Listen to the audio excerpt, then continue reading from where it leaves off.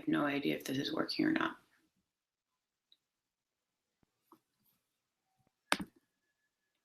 Ah, are you there? Are you there? Okay. I don't know what just happened. We went away. Now we're back. So I'm going to quickly finish Gretchen's question about diet. Diet should be tailored to you specifically. That said, I do recommend a daily supplement of essential fatty acids. If you're vegetarian, flaxseed oil is great. If you are open to fish, a really high level cod liver oil. Hey, the dog is helping. A really high level cod liver oil will also do the trick. The essential fatty acids are really good for joint lubrication. The other thing that is good for everybody is drink lots and lots of water.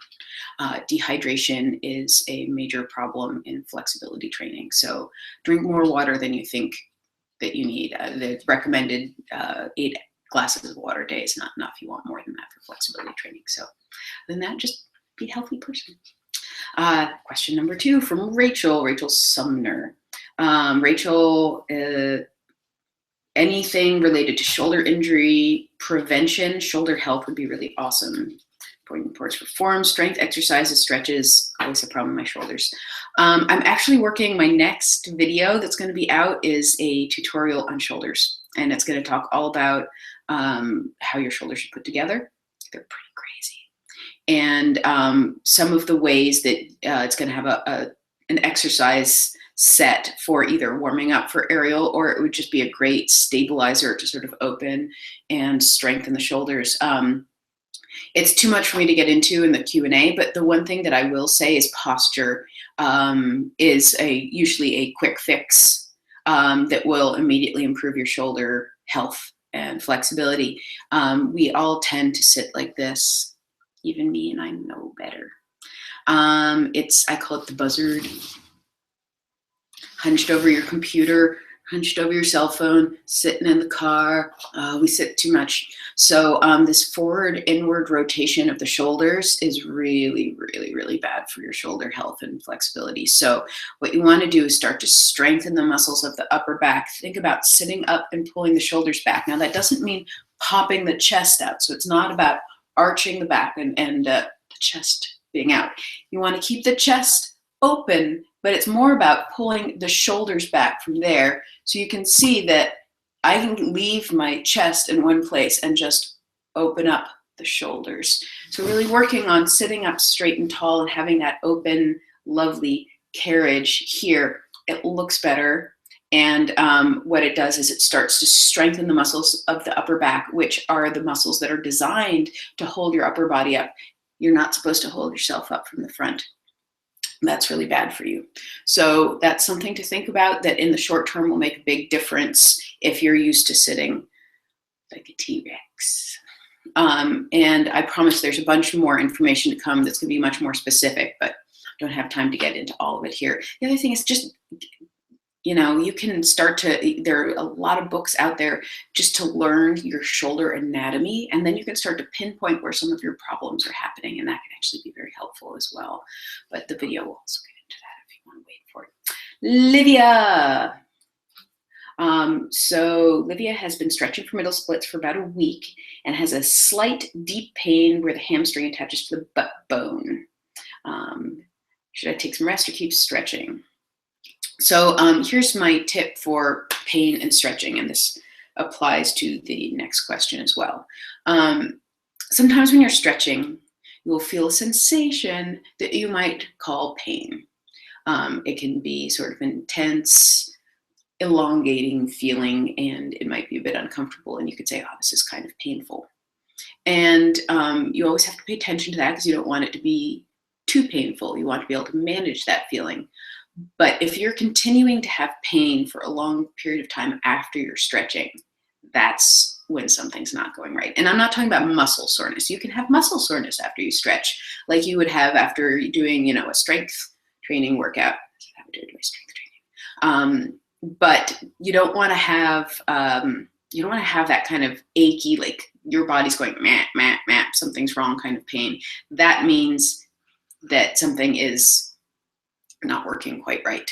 So I would say that you've been working on it for a week, and I'm just gonna guess that you're like, I want to get my middle splits. I'm gonna stretch my middle splits like crazy every day, because that's what we do when we want to get something. And the problem with stretching is you can't just be like, body, go. Your body will be like, no, this is scary. I don't know what I'm doing. And it will tighten up. And when the body tightens up in a stretch, that's when it creates little tears in the connective tissue. And those tears in the connective tissue are what you're probably feeling. That's a very slight strain. Sounds like it's slight. It's not super bad at this point, but you've got to go slowly in these kinds of things. You've got to like really ease your body into a change in your range of motion. So you can't just go 7 days a week, I'm gonna do 1 million of them, I'm gonna sit in them for 10 minutes after not doing it at all. So take some breaks, take a little downtime. If it is hurting like that, don't push into it for a while, because your body starts to, when it has pain, it's going to tense up even more, and that's going to make the tear worse. So I'm not saying that you should never have pain when you stretch. Sometimes it is going to be painful, but it has to be pain that you can manage so that your body doesn't fight you. If your body's fighting you, that's when you get the tears, the connective tissue. I hope that makes sense and helps. Now for the next person, Nicole Bergstrom. Nicole is stretching at least 30 minutes a day, 7 days a week, and she loves the way she feels after she stretches. But if Nicole takes a day off, she immediately gets a really painful knot in the upper back between the shoulders. And it's incredibly stubborn knot, can't massage it out. It won't go away until you stretch again, even by rolling out the tennis ball. So now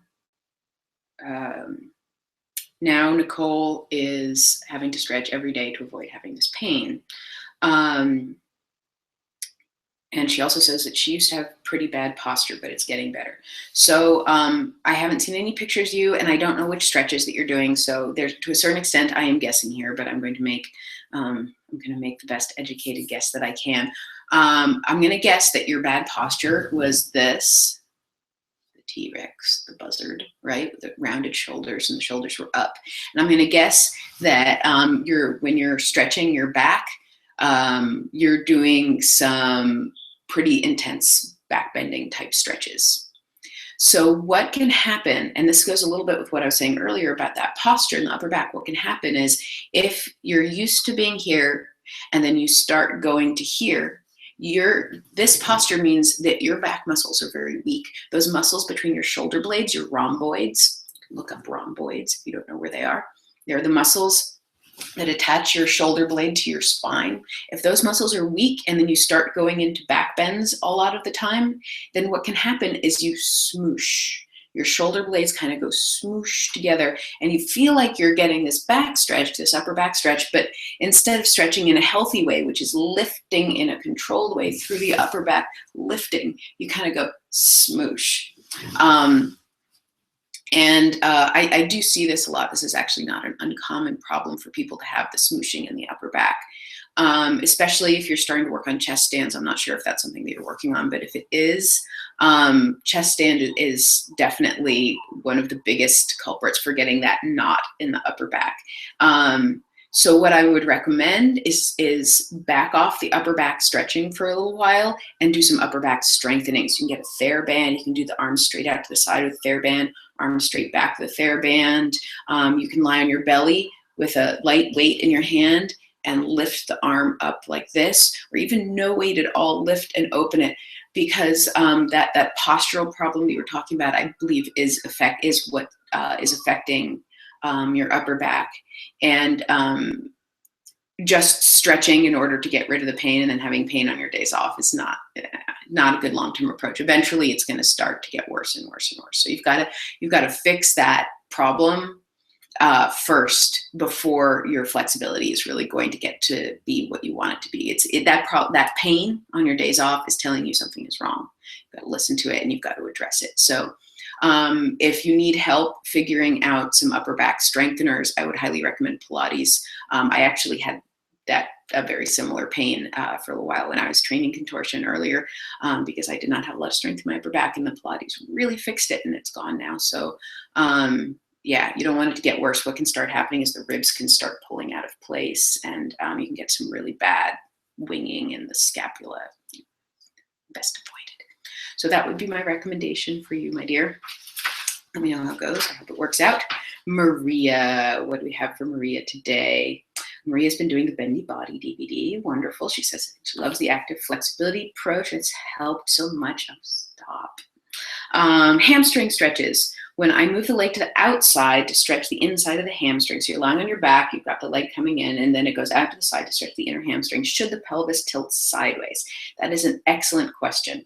In a standing split, at some point you need to tilt it and get it out of the way. That's true, to get the leg up by the shoulder instead of in front of you, but I can't tell if you do it in the DVD. So I don't do that on the DVD. I'm trying to keep my hips pretty square in that stretch. And the reason is that if you can get your leg up with your hips pretty square, it's much easier to do it when you tilt the hips. And it's going to be a deeper stretch if you keep the hips square. So there's always a difference in how you stretch your body in order to get into a pose, a performative pose, versus the training stretch. So the training stretch, a lot of times you keep your hips super square and you're always worried about the perfect technique. Then when you perform, I mean, if you're performing a split, you want to go to your deepest split possible. If you're performing a leg scale, you want to get that leg right back behind your shoulder, right back behind your back.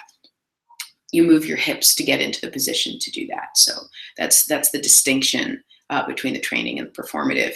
That said, you want to know what muscles play a role in this pose. I have great hamstring flexibility, but I can't get it under my shoulder like this. So it could be your inner thigh instead of your hamstring. In order to get it all the way behind the shoulder, there is a lot of inner thigh that needs to happen. There's also a lot of iliopsoas, so those deep hip flexors that need to be able to lift you. So you're asking which muscles lift and hold the leg. A lot of it is the iliopsoas. We think about lifting the leg from the quadricep, or if it's turned out, as in this case, with the adductors, with the inner thigh. But once the leg gets above a certain angle, those muscles are no longer very effective at lifting the leg. So that last bit of lifting has to be done from the iliopsoas. It's a very deep muscle. It's a muscle that a lot of us isn't particularly strong because it's a postural muscle a lot of the time, and it's only able to engage when your hips are in the right position. So a slight tuck in the pelvis can help to get that leg up a little bit higher and help you feel those deep muscles. But that said, for the application of the Bendy Body DVD, don't worry about necessarily getting it behind your shoulder at first. Just worry about getting the stretch in the hamstring. With the hips perfectly square, there are very few people who are able to get the leg all the way up behind the shoulder. If you want to work on that separately, you can do it standing or sitting, and you can really work on lifting the hip to get the leg fully tucked behind your back. But yet, you want to try doing it both ways, square and with the hip lifted, it'll be a slightly different stretch. I hope that helps. All right, Sammy. Hi, Sammy. What do we have for you today? Having trouble isolating my adductors in my middle stretches. Finally doesn't hurt, but now I just don't feel a stretch at all. I'm afraid I don't quite understand what you mean by this. Isolating my adductors. Are you feeling it in your hamstrings, or you're not feeling it at all? I guess the main thing that I would say is when you're doing your middle split stretch, you really want to feel the external rotators, the muscles in the outside of your hips. I think of it as the wraparound veranda of the hips or the butt. So if this is the front and this is the back of the hip, the muscles that run around here and open the leg. So here is my leg completely square, and here it is open. So you notice that the hip bone isn't moving. It's just the rotation of the femur in the socket. Being able to find and strengthen those muscles in the outside of the hip and externally rotate the thigh bones will help those adductors start to lengthen and relax. I'm not sure exactly what you're doing in this that's making it so you can't feel it. But it is possible sometimes a muscle is so tight that when you're trying to stretch it, it's really hard to even feel it because it's so tight. So if your inner thighs are super tight, that might be the case, in which case you just have to keep gently working on them and gently working on them, and eventually they'll start to relax a little bit, and then you get to feel it again. It'll feel so good. If that did not answer your question, if I wasn't understanding your question correctly, please feel free to ask it again and maybe some photos so I know what you're talking about. Okay, Paloma. Some of my dance teachers and also tutorial I watch have this exercise to warm up your hips by lying on the ground and rotating your legs outward and then inward and being sure to support your legs with your hands. Yes, it's sort of like a happy baby pose, but with the rotation of the hips. Yes. I find that when I do this, my right hip makes a cracking, popping sound. Is this something normal? If I should avoid doing this or even getting checked. Normal. What is normal? It is something that happens to an awful lot of people. It's really common, especially dancers, circus performers, people who may have slightly overstretched their hips. When the hip isn't quite sitting right in the socket, it can make a lot of popping, cracking sounds. I would say the key is, does it hurt? If it's popping and cracking and painful, then that's your hip telling you something's wrong. If it's popping and cracking and it's just super percussive, I wouldn't worry about it as much. Just take extra time to warm up that hip. It's probably a little cranky and it just might be a little overstretched. I would not say that that's a bad warm up per se. You know, any rotational stuff is generally pretty good, especially when you're lying on your back like that, because there's no weight on your hips while you're doing it. So, you know, you just have to pay attention to your body. If it's giving you that pain, that warning pain, then I would say definitely get it checked and see if there's some damage inside of the hip. But if it's just making some funny noises, the truth is that almost everybody I know has been doing this for a little while, has some funny noises in their body, especially when they're first warming up. So I hope that helps with that. Keep me posted. Oh, Sabine. Skip you, Sabine. Got a question for people who might work in an office. My shoulders are really tight, and the muscles of my right arm and forearm are extremely tense. We had to accept so many new members. Sabine is one of the administrators for the Splits Challenge. Go, Sabine. I worked a lot at the computer with two big mouse, giant mouse. Now I feel my wrist joint blocking, and the muscles of my thumb and pointer are tensed as well. I rolled them out with a golf ball, but now it's getting worse. When I do my bridge, I have problems. I can't get into my hands properly, so it affects my stretches. Ooh, ouch. I'm so sorry, Sabine. Yes, mousing is the worst. Generally, computers are the worst, and sitting is the worst. Let's all just throw our computers out the window and go run around outside. Okay. No, this sort of mousing, especially if you're a little bit like this, if your mouse is too high, and you've got this sort of hook effect happening with the hand, can definitely start to affect the muscles of the forearm. The other thing that can happen is the internal rotation of that shoulder can start to block the nerve supply. There's a nerve that runs up here. It goes underneath your clavicle and up and down the arm this way, and it affects the nerves of these fingers here.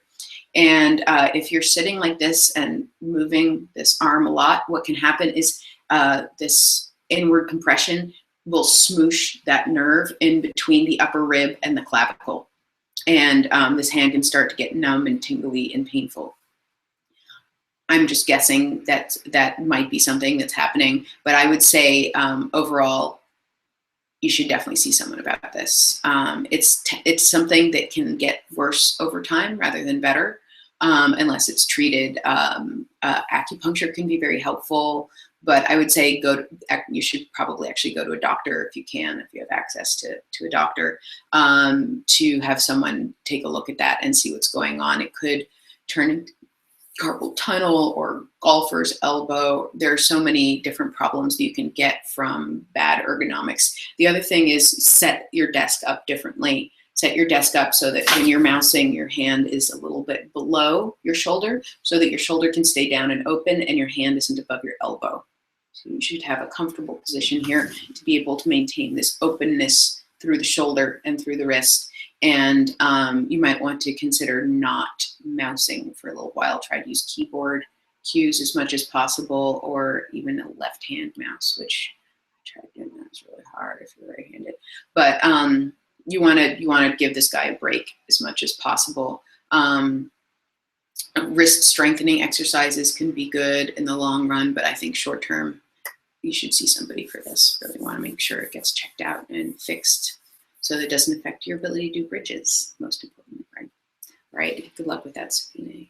Works out well for you. Okay, moving right along. Natasha. Natasha has a bunch of questions. Natasha, you're full of questions. It's great. I love it. Let's get to the first one. Question number 1. I can get my leg behind my head and I can do a compass pose. Yeah, your leg is definitely behind your head. Looks good. But when I try to do it standing, like bow and arrow, my leg can't go up very high. Same with trying to do a needle or tilt. My leg just can't go up higher. I'm fully in my front splits and almost there in my middles. Anything I can do to prove that? Active flexibility.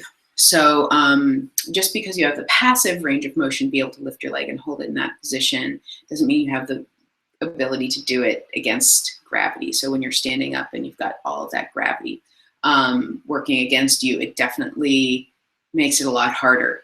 I would say work on doing your standing split. Maybe your leg doesn't come up nearly where it does when you're sitting or lying down, and you don't have to do as much muscular work, but you just stand and you hold your leg where you can, and you stand there and you stand there and you stand there a lot.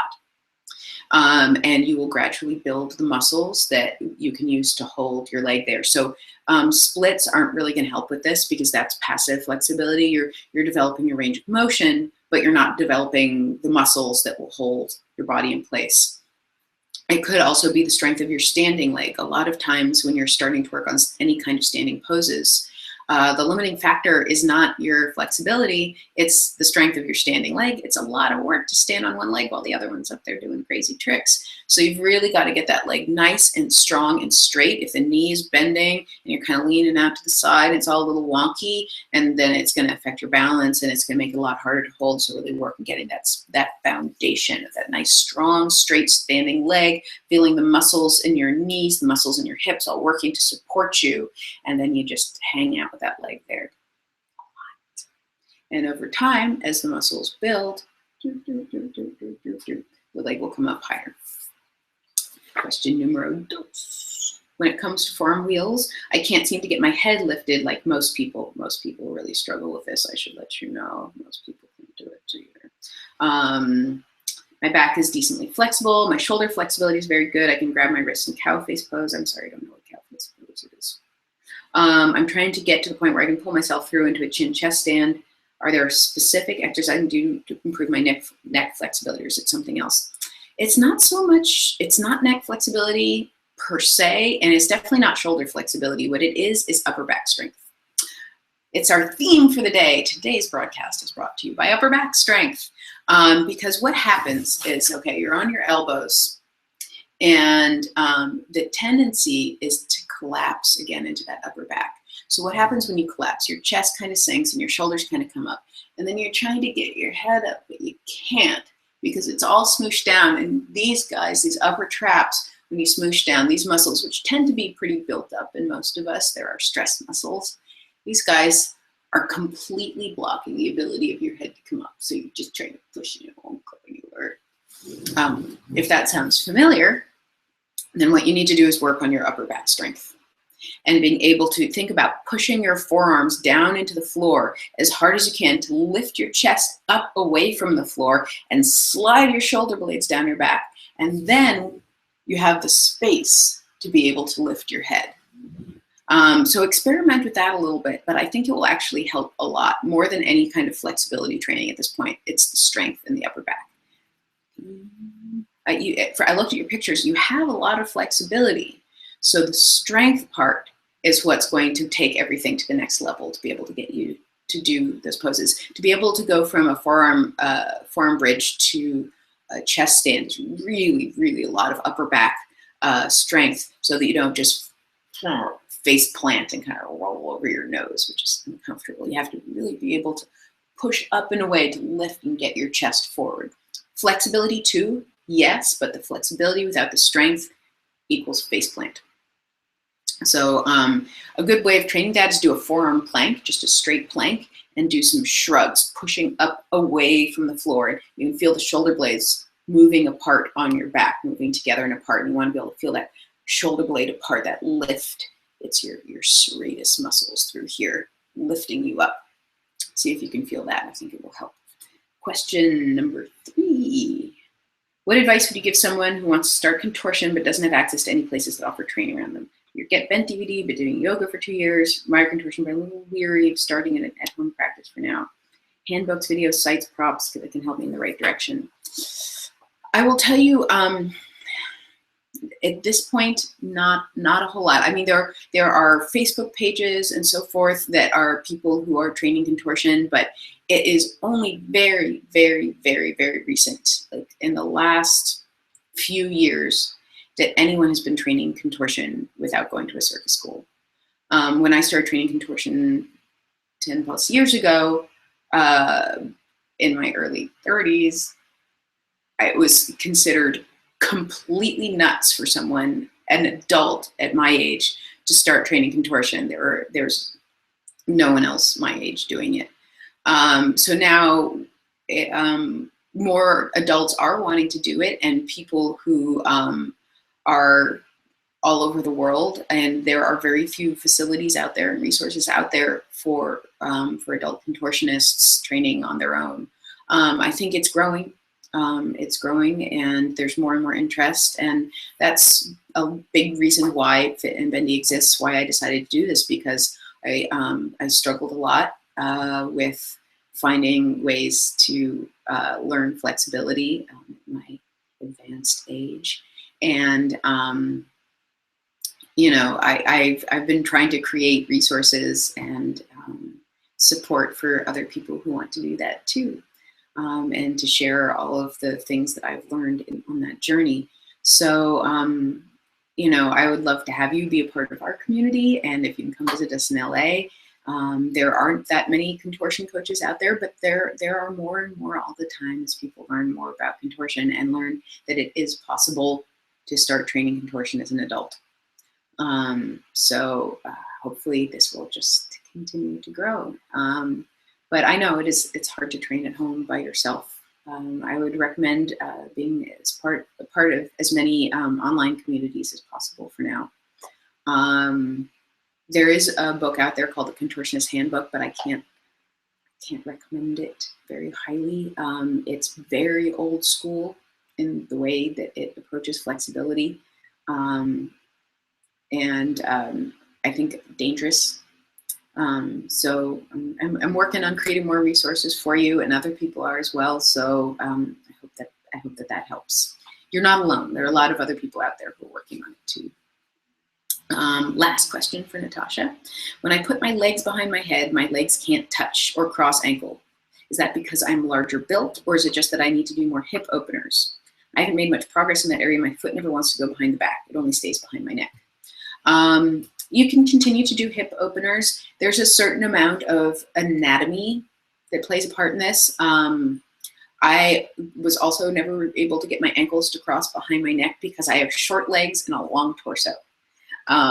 So the ratio of leg to torso was such that at a certain point, my legs just got to a certain point, and then they're too short. They couldn't really go much further. So anatomy does, and ratios of size of different body parts does play a certain role. That said, you know, doing more hip openers can't hurt. You might be able to get a little bit more progress over time.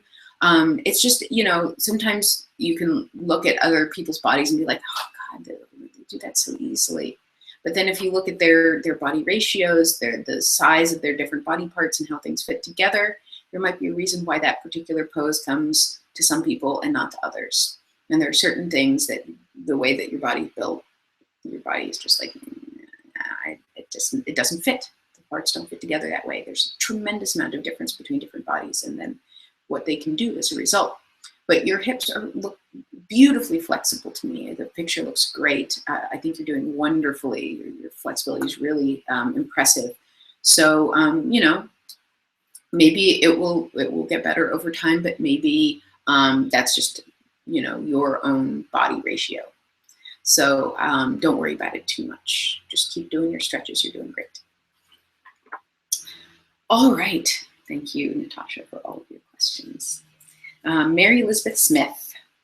I have a question regarding doing a pike. I've been stretching my pike for a long time now. It seems no matter how often I stretch and what stretches I do, I never see any improvement. I feel like I need to know a little bit more about you before really answering this. Like, what are you doing? What stretches are you doing to improve your pike? How long? How often? Where are you feeling the stretch? Are you feeling it in your lower back? Are you feeling it in the backs of your thighs? Are you feeling it in the backs of your knees? I will say that a lot of times when people are really, really stuck in a stretch and they're just not seeing any improvement, there's something that in your body that you're avoiding. There's some like spot that's like, and it's like a stress tight spot. And when you're stretching into it, you're like, oh, I'm just not going to stretch that spot because it really sucks and it's holding you back. And sometimes we do that without even realizing it. I did that for a really long time with my hip flexors. When you have a flexible lower back, it's really easy to stretch your hip flexors. My hip flexors were full of tension and stress, and they did not want to go. And it took me a really long time to figure out how to get into them. And I just said, I have flexible hips. It doesn't matter what I do. They're just never flexible. But I wasn't actually really stretching them right. But if you want to, please send me, you can just send me a direct message on the Fit and Bendy page. Maybe send me some pictures in a little bit more detail, and I will do my best to help you with that. But there must be something that can be done. I have faith. I have faith that there's something that can be done. Pike stretches can be one of those sticky things, and a lot of it has to do with the lower back hip relationship and postural stuff. Sitting, if you sit a lot and you have a slightly rotated pelvis where your pelvis kind of goes like this, and then when you try to stretch forward, it just won't go. So more details, please, and I will address it again next time. Shari, C-H-A-R-I, Shari. I'm gonna go with Shari. I hope that's right. I have very turned in hips and a narrow straddle, and I'm hoping I'm not one of the lucky people who physically are not able to do middle splits. Shari says that sliding down from standing, either with my toes up or facing forward, worse if facing forward. I don't really feel a nice stretch anywhere, just pinching in my hips. Ah, the dreaded hip pinching. I never feel a stretch in my inner thighs when doing middle splits or froggy, just the pinching. Can I only stretch from a seated straddle and eventually get into a middle split? I seem to make some progress that way, although when I go really deep, I can feel a slight amount of knee stress in my right knee. At least with a seated straddle, I can try to rotate my hips back and relax over a long amount of time, feel a better stretch. I can't say for sure if you have a bone on against bone problem from a deep hip socket, in which case, you know, there are limitations. There are like very real limitations to your middle split. But what I do know is that external rotation is the key to your happiness. So whether or not it's a bone problem or a muscular problem, it's hard for me to say at this point, but I can definitely say, looking at your photos, that it looks like a problem where you need to have more external rotation. The way that the femur sits into the hip socket, if you are not fully externally rotated, and this is even more pronounced for some people, just the way that this hip socket is shaped, because everyone's different again. If you are fully externally rotated, it gives the bone more space to move, and it also helps to stretch those inner thigh muscles. So just like I was talking about earlier to Sammy, you've got to feel those external rotator muscles and outside the hips. And it is easier to feel those in a straddle stretch. Your butt's on the floor, you don't have as much stress from gravity. It's easier to be able to feel that sort of sliding back feeling of the legs and that turning and external rotation of the legs to open them further to get deeper into the stretch. That said, you know, can you eventually open your legs so much and straddle that you just roll into a middle split? It is conceivable. It is possible. And I would say that for you now, given what you're describing, working mostly on a straddle rather than a middle stretch or a frog stretch, is probably a better approach, because when your hips are really tight like that, when you have that kind of tightness, if your external rotators aren't strong enough and you're not getting that lengthening in the inner thighs, it can start to stress out your knees, which it sounds like you're starting to feel, because the knee joint tends to be a looser joint than the hip. And if you're trying to stretch the hip, especially in a middle split stretch with that leg straight and the hip's not going and you're trying to get down, guess who's going to be taking the brunt of the stretch? It's going to be the knee. So just go ahead and keep working on your straddle. Keep working on your straddle. You can do a lot of external rotator strengthening. So all those ballet strengthening where you lie on your side with your knees bent and you open the knees like this. It's called like a butterfly strengthener. Anything that works external rotation is going to be really helpful for you.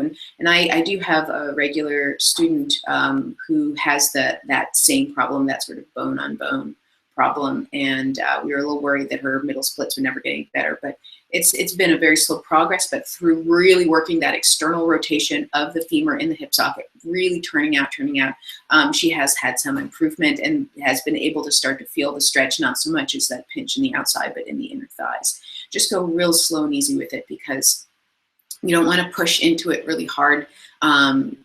Your joints are telling you something. They're communicating to you. So you don't want to push into that pinch feeling at all.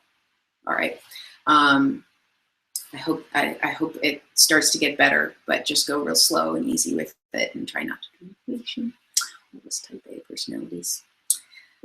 2 more questions. Sarah Clark, how do I improve my middle splits and also work towards a needle? And she sent some nice pictures. So those obviously are 2 completely different questions, completely different stretches. How do you work on middle splits? Do some middle splits. Also frog stretch. If middle splits are really hard on your knee, then you can lie on your back and let the legs fall open against the wall. So you stick your butt up against the wall, your legs up, and then just let them fall open, and that's going to be less stress on the hip and knee joints. Working those external rotator muscles, working your straddle stretch does help build towards your middle split stretch. There are tons of different things, but again, without a more specific direction, that's sort of the general overview of it. Needle scale. So needle scale is one of those things where it takes time. From your photos, it looks like you're definitely going in the right direction. A lot of people think of needle scale as a back bending trick, and definitely your back is involved.